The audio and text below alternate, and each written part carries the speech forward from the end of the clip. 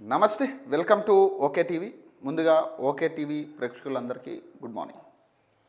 So ప్రధానంగా already ఊహించిందే, ఇదేమి కొత్త అంశం కాదు. జోగినిపల్లి సంతోష్ రావుకు ఈరోజు విచారణకు పిలుస్తూ నోటీసులు జారీ చేయడం జరిగింది నిన్న సిట్ అధికారులు. సో ఇది ఊహించిన అంశమే, ఎందుకంటే ఇలా చాలామంది నెక్స్ట్ కవిత కవిత గారి భర్త కానీ, సో వీళ్ళందరూ కూడా క్యూలో ఉన్న పరిస్థితి. ఫైనల్ టార్గెట్ ఇక కేసీఆర్ ఎప్పుడు వస్తారా అనేదే మనం చూడాల్సిందే. కేసీఆర్కి నోటీసులు ఇస్తారా ఇవ్వరా, ఎందుకంటే మొత్తం ఈ వ్యవస్థని ఇట్లా చేయడానికి కారణంకు మొత్తానికి కూడా కర్త కర్మ క్రియ కేసీఆర్. సో కాబట్టి కేసీఆర్ని ఎప్పుడు పిలుస్తారనే సందిగ్ధ తప్పితే ఇంకా వేరే ఏం లేదు. సో ప్రస్తుతానికి ఇదే ప్రధాన వార్తల్లో ఒకటిగా కనపడతా ఉంది.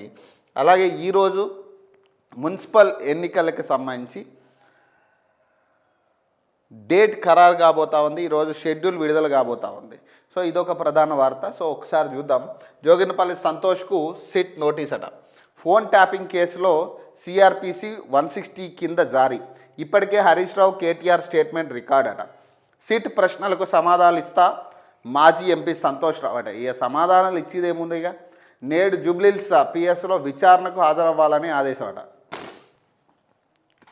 ఫోన్ ట్యాపింగ్ కేసు దర్యాప్తులో భాగంగా బీఆర్ఎస్కు చెందిన మరో కీలక నేత మాజీ ఎంపీ జోగినిపల్లి సంతోష్ రావుకు సెక్షన్ 160 సిఆర్పిసి కింద సిట్ అధికారులు సోమవారం నోటీసులు జారీ చేశారట. నేడు మధ్యాహ్నం 3 గంటలకు జూబ్లీహిల్స్ పోలీస్ స్టేషన్లో విచారణకు హాజరు కావాలని అందులో పేర్కొన్నారు. పంజాగుట్ట పోలీస్ స్టేషన్లో నమోదైన ఫోన్ ట్యాపింగ్ కేసు దర్యాప్తు కొనసాగుతున్న నేపథ్యంలో సంబంధిత అంశాలపై వివరాలు సేకరించేందుకు ఈ నోటీస్ ఇచ్చినట్టు సిట్ పేర్కొంది. ఇదే కేసులో ఇప్పటికే పలువురు రాజకీయ నాయకులు, మాజీ ఎస్ఐబి అధికారులు విచారణకు హాజరైన విషయం తెలిసిందే. ఇప్పటికే కేటీఆర్ హరీష్ రావు విచారణ. గత మంగళవారం హరీష్ రావు, శుక్రవారం కేటీఆర్ను సిట్ అధికారులు విచారించారు. సుమారు 7 గంటల సేపు విచారించి స్టేట్మెంట్ రికార్డ్ చేశారు. దర్యాప్తులో భాగంగా అవసరమైన సమాచారాన్ని సేకరించేందుకు సిట్ బృందం పలు కోణాల్లో విచారణ జరుపుతున్నది.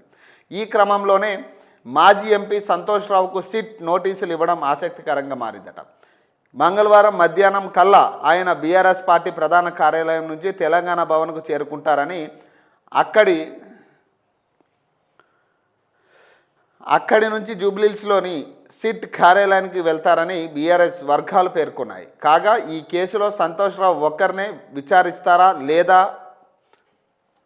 అధికారులతో కలిపి విచారిస్తారా అనే దానిపై క్లారిటీ రావాల్సి ఉంది. ఎందుకంటే మన కేటీఆర్ విషయంలో కూడా ఇదే జరిగింది. అధికారిని ముందు పెట్టి విచారించారనేది వార్తలు బయటకు వచ్చాయి. కానీ కేటీఆర్ దాన్ని తిప్పికొట్టే ప్రయత్నం చేసినప్పటికీ కూడా కేటీఆర్ని ప్లస్ సంబంధిత అధికారిని కలిపి విచారించారు అనేది వార్త అయితే తర్వాత కూడా చాలా పేపర్లో కానీ తర్వాత చాలా ప్రధాన ఛానల్స్లో అన్నింటిలో కూడా అదే వార్త సర్క్యులేట్ అయింది.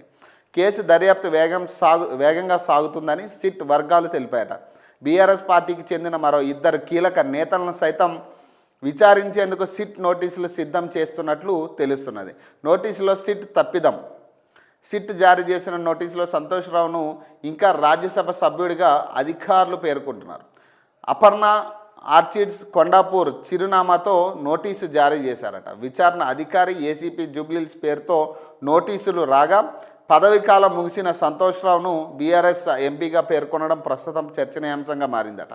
సిట్ నోటీసుల్లో తప్పిదం దొల్లడంపై విమర్శలు వస్తూ ఉన్నాయి. విచారణకు హాజరవుతా సంతోష్ రావు అట. సిట్ నోటీసులపై మాజీ ఎంపీ సంతోష్ రావు స్పందించారు. చట్టాన్ని గౌరవించి విచారణకు హాజరవుతానని తెలిపారు. సిట్ అడిగే ప్రశ్నలకు ఆన్సర్ చెబుతా అని స్పష్టం చేశారట. ఏం ఆన్సర్లు చెప్తారా మీరు?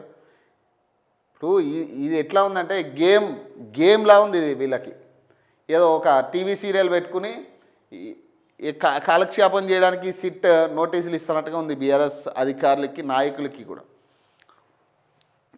ఇక్కడ ఎట్లా ఇప్పుడు దీని మీద ఇప్పుడు సంతోష్ రావు వచ్చినప్పుడు నెక్స్ట్ ఇప్పుడు తర్వాత కవిత భర్త, సో వీళ్ళందరినీ కూడా విచారించే క్రమం ఉంది అనేది ఇప్పటికే చాలా లీకులు వస్తూ ఉన్నాయి బయటికి.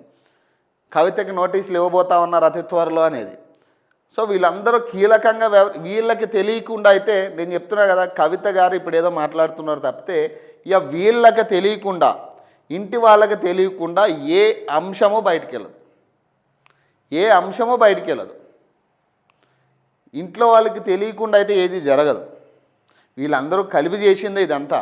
ఈరోజేమో ఆమె బయటకు వచ్చి పార్టీలోంచి బయటకు వచ్చింది కాబట్టి ఎల్లగొట్టారు కాబట్టి ఇప్పుడు బయటకు వచ్చి రకరకాలు మాట్లాడుతా నాకు తెలియదు, నా భర్త ఫోన్ ట్యాప్ అయింది, ఈ రకరకాల అనుమానాలు వ్యక్తం చేస్తున్నప్పటికీ ఇక్కడ వాస్తవంగా కలిసే కుట్ర చేసేది, కలిసి చేసిన కుట్ర ఇది.